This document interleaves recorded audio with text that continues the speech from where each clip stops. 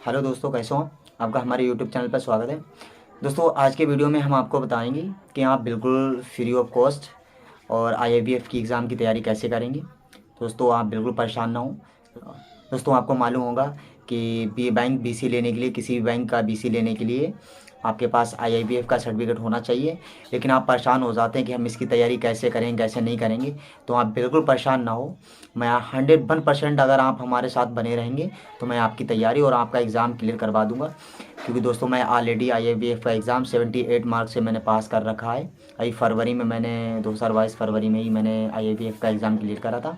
और मैंने 3 वीडियो भी इसी चैनल पे अपने अपलोड किए हैं, जो मैंने नोट्स बनाए थे, वो भी आप वीडियो देख सकते हैं।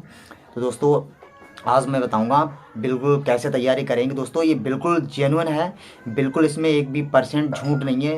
दोस्तों, कुछ लोग होते हैं झूठ बता देते हैं और क्वेश्चन उठा के थोड़ा बहुत इधर से क्वेश्चन ले आते हैं। दोस्तों, बिल्कुल ऐसा कुछ नहीं होगा। दोस्तों, बिल्कुल वीडियो को इससे बिल्कुल ना करें और वीडियो को एंड तक ज़रूर देखें। अगर आप हमारे चैनल पर नए हैं तो हमारे चैनल को सब्सक्राइब जरूर करें। तो अगर आप आईआईबीएफ का एग्ज़ाम देना चाह रहे हैं तो आप बिल्कुल परेशान ना हो। चलो दोस्तों, देर ना करते हुए बताते हैं उस प्रोसेस के बारे में जिससे आप आईआईबीएफ की तैयारी बहुत अच्छे तरीके से करेंगे। दोस्तों, अगर आपके पास स्पाइस मनी की एपीएस आईडी है तो दोस्तों आप आईआईबीएफ की एग्ज़ाम की बहुत ही अच्छी तरीके से बिल्कुल फ्री तैयारी कर सकते हैं। दोस्तों, स्पाइस मनी ने जो है एक बहुत ही अच्छा प्रोसेस चलाया है। आप बहुत ही अच्छी तरीके से आप आईआईबीएफ की एग्ज़ाम की तैयारी कर सकते हैं। दोस्तों, स्पाइस मनी पे हर मंडे और वेडनेसडे को 2 बजे से ऑनलाइन जूम पे क्लासेस होती हैं।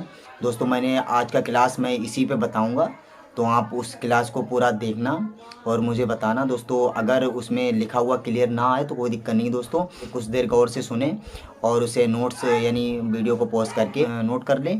दोस्तों, बहुत ही अच्छी तरीके से वो एक्सप्लेन करते हैं हर मंडे और वेडनेसडे को। तो दोस्तों, अगर आप ये भी परेशान ना हो, अगर आपके पास स्पाइस मनी की आईडी नहीं है तब भी मैं आपको वीडियो के डिस्क्रिप्शन में उस जूम मीटिंग का लिंक दे दूंगा और आप हर मंडे और वेडनेसडे को आप 2 बजे जाके उस मीटिंग को अटेंड करके आप लाइव क्लास ले सकते हैं। दोस्तों, आज का मैंने क्लास अटेंड करा है। दोस्तों, हालांकि ऑलरेडी मैंने आईआईबीएफ का एग्ज़ाम जो है मैंने 2022 में ही क्लियर कर रखा है और 78 मार्क्स मैंने क्लियर कर रखा है। फिर भी दोस्तों मैं वो क्लास अटेंड करता हूँ क्योंकि वो बहुत ही अच्छी तरीके से समझाते हैं।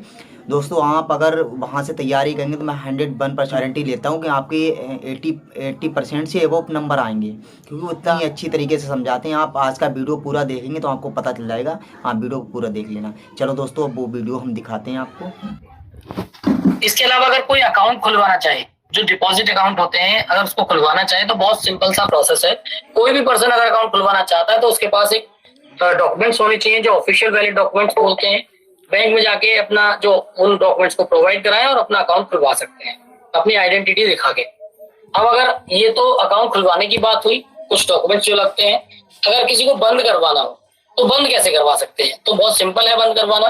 कि बंद जो होते हैं, या तो कस्टमर अगर हैप्पी नहीं है सर्विसेज से जो बैंक प्रोवाइड कराता है तो एक रिक्वेस्ट देके बंद करवा सकता है।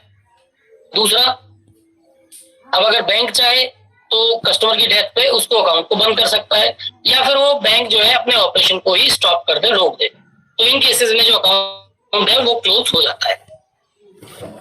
बहुत सारे तरीके के डिपॉजिट्स होते हैं, मैं आपको बता देता हूँ किस किस तरह के डिपॉजिट होते हैं। डिमांड डिपॉजिट होते हैं और टाइम डिपॉजिट होते हैं। तो डिमांड डिपॉजिट में current account, saving account, term deposit में फिक्स्ड डिपॉजिट और रिकरिंग डिपॉजिट आती है। तो ये सारे डिपॉजिट्स बैंक एक्सेप्ट करते हैं। बात करते हैं सबसे पहले करंट अकाउंट की। तो करंट अकाउंट में जो करंट अकाउंट है वो इंडिविजुअल के नाम पे भी खोला जा सकता है, कंपनीज के भी नाम पे खोला जा सकता है, गवर्नमेंट बॉडीज के नाम पे भी खोला जा सकता है। ये जो मेंटेन किया जाता है बेसिकली बिजनेस के पर्पज से किया जाता है। करंट अकाउंट होल्डर्स को अकाउंट में कोई भी इंटरेस्ट नहीं दिया जाता। ये बहुत इंपॉर्टेंट पार्ट मैं क्वेश्चन आपको बता रहा हूँ। ये क्वेश्चन एग्जाम में बहुत आता है कि क्या करंट अकाउंट में इंटरेस्ट दिया जाता है? नहीं दिया जाता। इसके अलावा इसमें जो ये बेसिकली जो बिजनेसमैन के द्वारा ओपन किया जाता है, जिनके पास जो रेगुलर ट्रांजेक्शन्स होती हैं वो हायर नंबर में होती हैं बैंक के साथ। इसमें चाहे वो डिपॉजिट कर रहे हैं या विड्रॉल कर रहे हैं। साथ ही साथ इसमें ओवरड्राफ्ट की फैसिलिटी, यानी अगर अकाउंट में बैलेंस भी नहीं है तो भी एक लोन की तरह एक अमाउंट लेके, उसको ओवरड्राफ्ट फैसिलिटी बोलते हैं, उसको लेके अपना जो काम है उसे चलाया जा सकता है। तो ये करंट अकाउंट है। सेविंग अकाउंट आप सभी में भी हो सकता है कि आप सभी के पास सेविंग अकाउंट पहले से मौजूद हो। सेविंग अकाउंट में बेसिकली क्या है कि जो आप अकाउंट खुलवाते हैं, जो आप मनी डिपॉजिट करते हैं, उस पे आपको इंटरेस्ट बैंक प्रोवाइड कराता है, यानी ब्याज मिलता है आपको। अगर ये बेसिकली आप एक तरीके से ये टैक्सेबल इनकम जो कंसिडर्ड होती है, इसमें आप मनी को ट्रांसफर कर सकते हैं अपने अकाउंट से, एक ब्रांच से, एटीएम से भी कर सकते हैं, या एनईएफटी आरटीजीएस के माध्यम से भी कर सकते हैं। और सेविंग अकाउंट में और भी बहुत सारे फीचर्स हैं जो प्रोवाइड कराए जाते हैं, जैसे आप उसमें डेबिट कार्ड लेते हैं, डेबिट कार्ड से पैसे निकालते हैं, तो ये सारी चीजें सेविंग अकाउंट में आप कर सकते हैं। बात करते हैं टर्म डिपॉजिट की, तो टर्म डिपॉजिट में एफडी आरडी दोनों चीजें होती हैं। एफडी में फिक्स डिपॉजिट होता है, जो कि फिक्स डिपॉजिट का मतलब है एक फिक्स अमाउंट को एक फिक्स टाइम के लिए फिक्स कर देना इंटरेस्ट रेट पे। तो इसमें जो मैक्सिमम टाइम होता है वो 7 दिन से लेके आप 10 साल तक इसको खुलवा के रख सकते हैं। इसमें आपकी जो मैच्योरिटी है, जितना टाइम के लिए आप उसे फिक्स करेंगे, उसके बाद उसकी मैच्योरिटी कंप्लीट होगी। इसके अलावा अगर हम बात करें रिकरिंग डिपॉजिट की, तो रिकरिंग डिपॉजिट बेसिकली ये भी टर्म डिपॉजिट होता है, जो कि रेगुलर डिपॉजिट की रिक्वायरमेंट होती है इसमें, और उसपे जो इन्वेस्टमेंट करते हैं उस पे रिटर्न भी मिलते हैं। तो ये जो स्कीम है ये बेसिकली रिटर्न के लिए होती है, और इसे मैक्सिमम 6 महीने से लेकर 10 साल तक खुलवाया जा सकता है। आरडी की बात करूं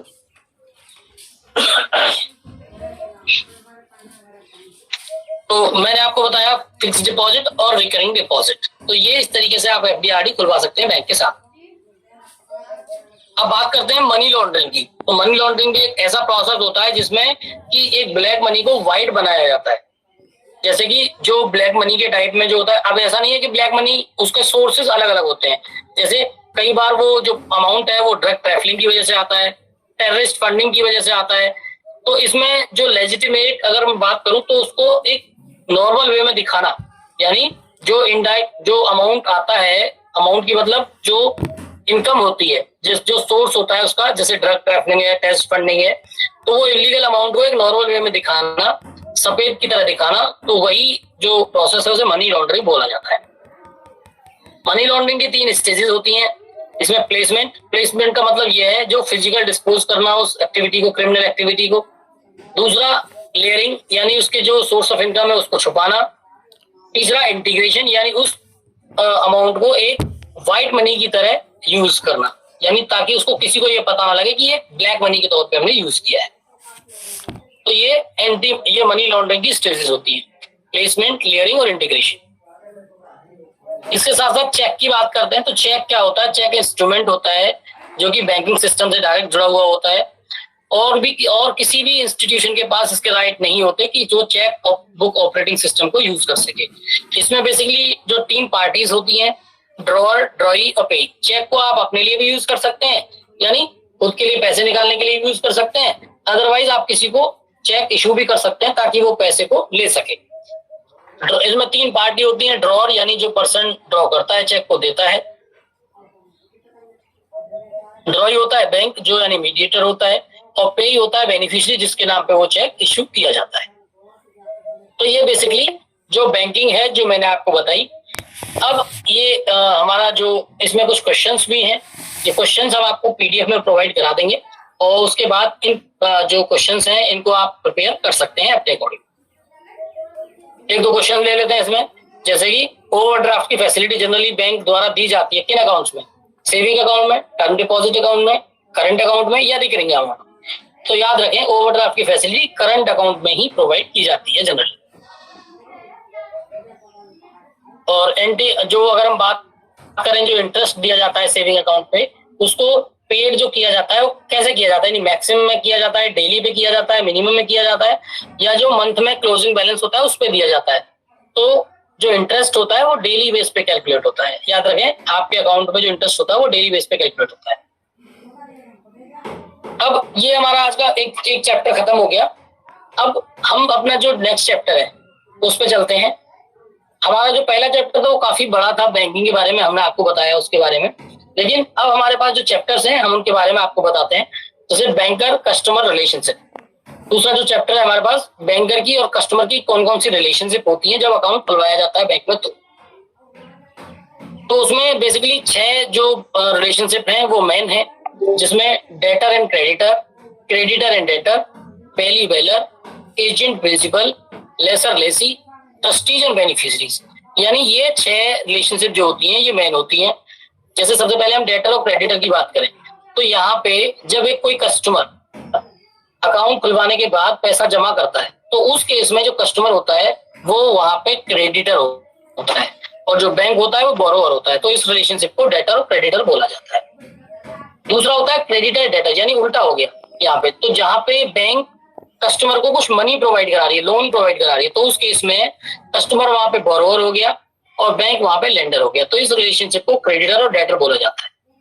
पहली बेलर का मतलब ये होता है जब कोई कस्टमर अपने कुछ इंपॉर्टेंट वैल्यूएबल्स को रखने के लिए, जैसे बॉन्ड्स हैं, सिक्योरिटीज हैं या कोई और डॉक्यूमेंट्स हैं, उनके लिए जो मतलब जमा करता है बैंक के साथ सेफ कस्टडी के लिए, तो उसमें जो बैंक एक्ट करता है वो बेली की तरह एक्ट करता है और बैंक जो कस्टमर होता है वो बेलर की तरह एक्ट करता है।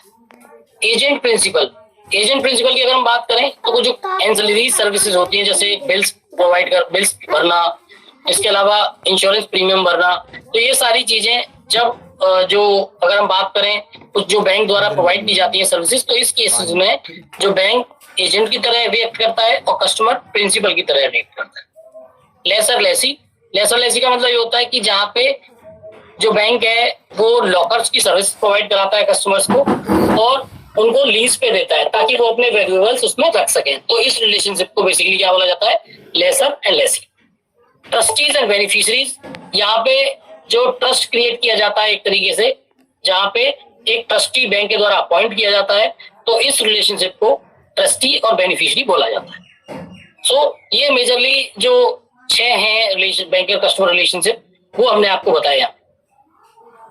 इसी तरीके से और भी क्वेश्चंस हैं, तो क्वेश्चंस आप यहाँ पे जो हम आपको पीडीएफ में प्रोवाइड करा देंगे, तो आप अपने क्वेश्चंस उसके अकॉर्डिंग यूज कर सकते हैं, प्रिपेयर कर सकते हैं।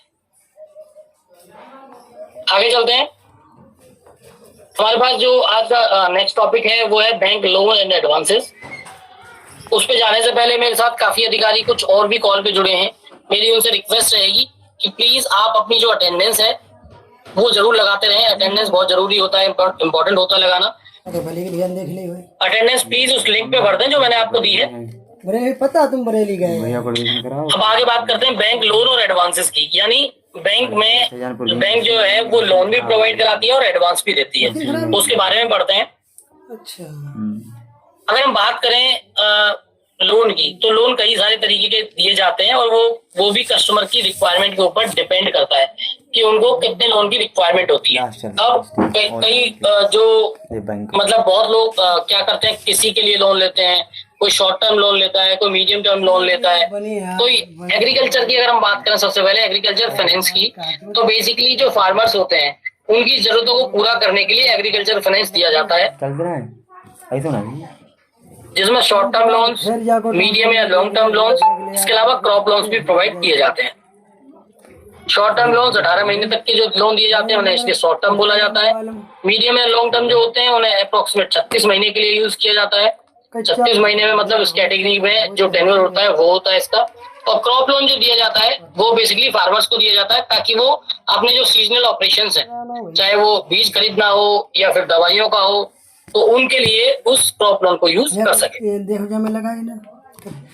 साथ ही साथ इसमें केसीसी भी दिया जाता है, यानी किसान क्रेडिट कार्ड। आपने काफी सुना होगा। केसीसी जो होता है किसान अपनी लैंड के ऊपर लेता है, जिसमें बेसिकली ये जो स्कीम है ये फार्मर्स के लिए बनाई गई है टाइमली क्रेडिट देने के लिए।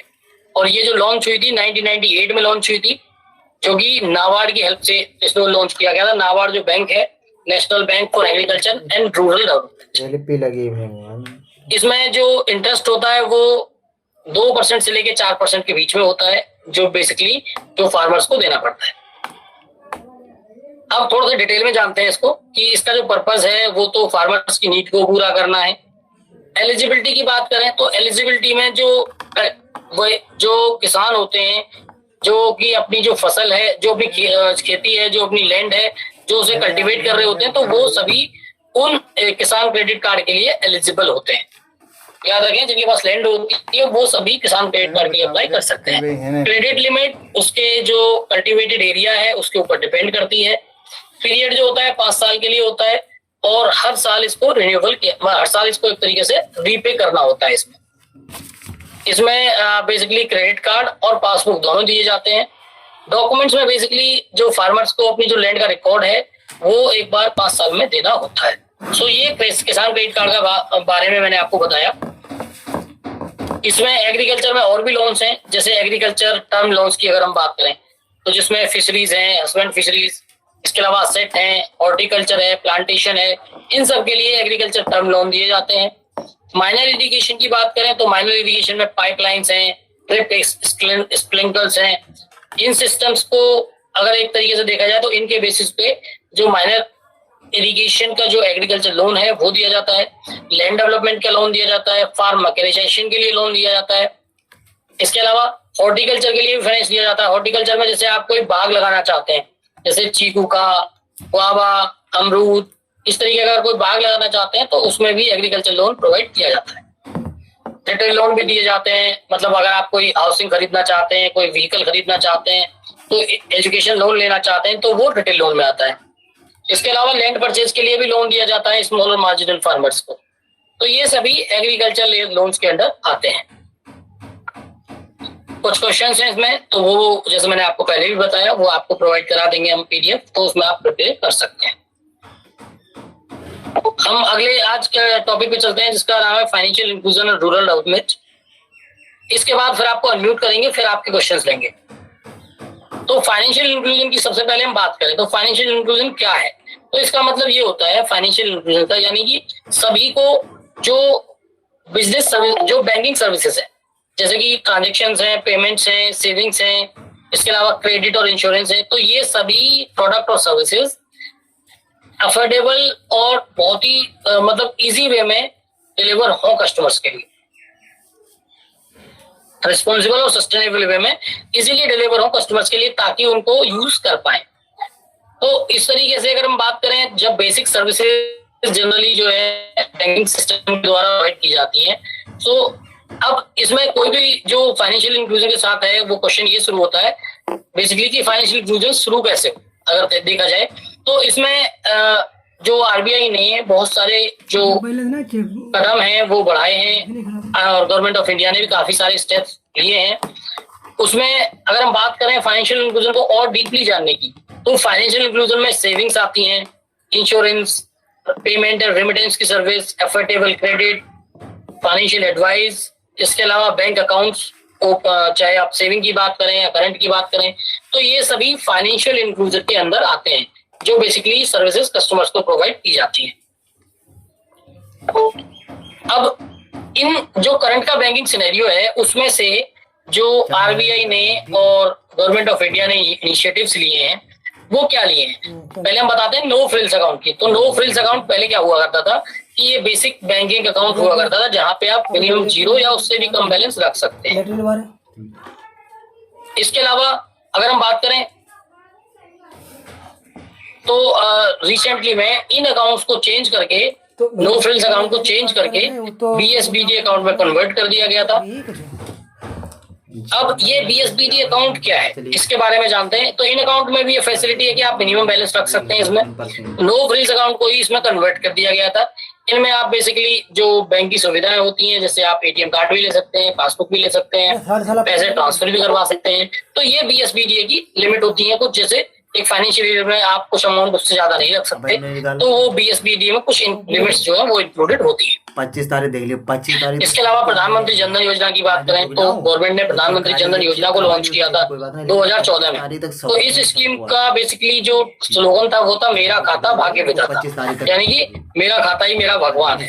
अगर देखा जाए तो ये काफी हिट हुई थी ये स्कीम, जिसमें काफी सारे बैंक अकाउंट खोले गए थे। इसमें ओवरड्राफ्ट की फैसिलिटी भी दी जाती है पास।